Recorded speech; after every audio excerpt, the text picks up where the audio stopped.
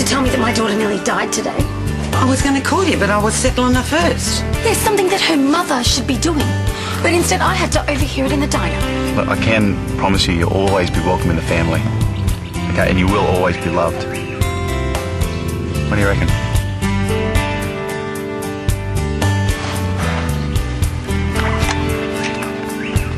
Whoever did it used the same accelerant as used in the school fire. So you think the same person lit both fires? Mm-hmm. And I just spoke to forensics, and the same accelerant was used in the car fire last week.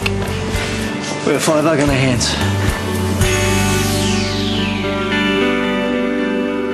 So what are we talking here? Some kind of pyromaniac? It looks like it. The same accelerant's been used in all 3 fires, kerosene. Yep, and the reports indicate it was the same setup each time. Who's ever responsible hasn't been taking much care to cover their tracks.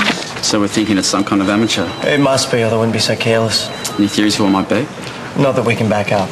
Not yet, anyway.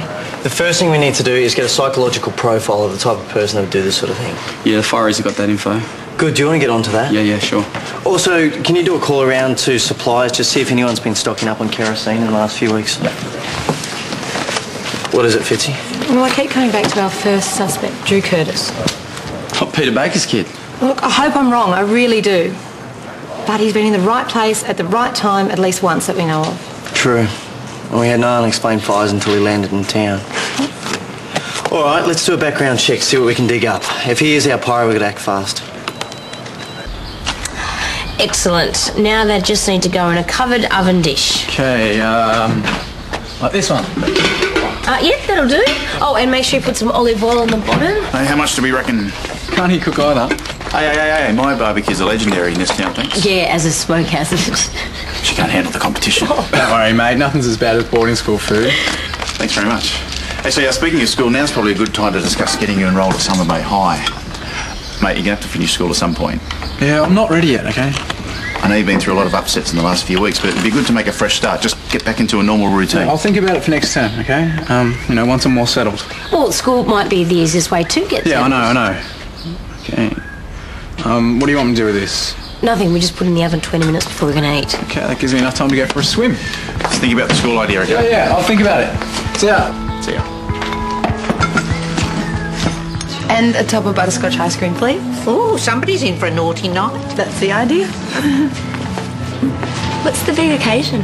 Dinner. Well, actually, it's a romantic ambush. Champagne, candles, music, the whole lot. That sounds lovely. It'll be the first night that Jack and I have had together since a wedding, so I intend on making the most of it. Well, I'm sure Jack will have no complaints. Hi. When did you get out of hospital? This morning. Would have been nice for someone to tell me. So, how are you feeling? Are you okay? Yeah, a bit of a sore throat, but besides that, I'm fine. And how did things go with Rick? Oh, your plan worked perfectly. He was so nice to me. I figure all I have to do is play the victim and he'll come running. And so are you still planning to have the party to try and win him over? Yeah, definitely. If that's still okay with you. How does tomorrow sound? Tomorrow? Great. All right, well, why don't you come around later and we can talk about it? I know Ryan would love to see you. He's so excited about having a big sister. Okay, I'll see you then. Okay.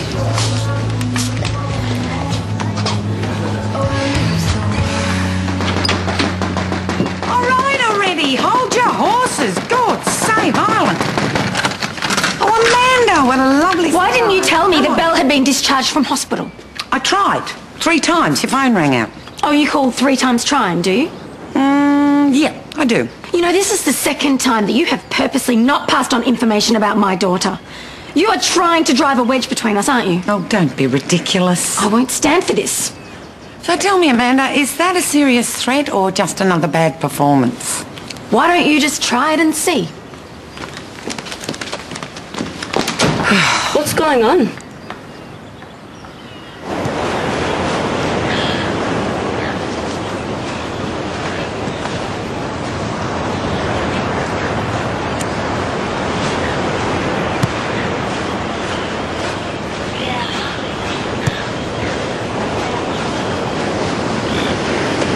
Hey, how are you?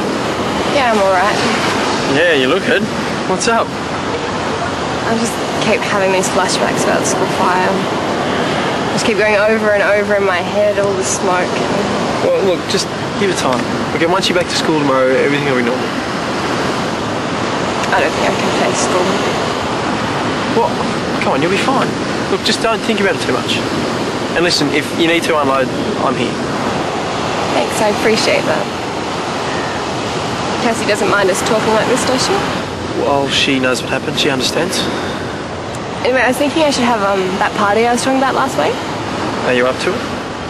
Oh, I suppose I've just got to get back on top of things. Besides, I could use a couple more friends around here. Well, as long as you're sure. Yeah, I am. I'll talk to you about it later. Tell you what time. See you tomorrow. See ya. Nice performance. Are you talking to me? So, that'd be Summer Bay High, right? The school you go to? Like it's any of your business, freak.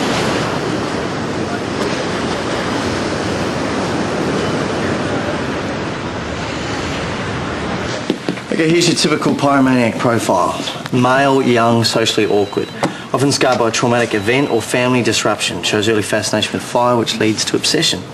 Prompted to light fires by a need for empowerment rather than from a form of malice, revenge, or psychosis. And you know who hits most of those marks? Drew Curtis. Except that he doesn't have a history of this sort of thing. Oh, well, he does now. Just been talking to his boarding school. In his 5 years there, he was in trouble for disruptive behaviour, including lighting fires out front of the principal's office. All right, Evan, I think it's time we speak to Drew again. Yabby Creek Police Constable Fitzgerald. Oh, hello, Martha. Hang on a minute. He's right here. Hey, you. Hey, are you going to be finished soon? Sorry, something has just come up this minute. Okay, what time do you think you'll come home? I'll give you a call. Is everything all right? Yeah, that's fine. I'll see you when I see you. I love you. You too. Bye. Bye.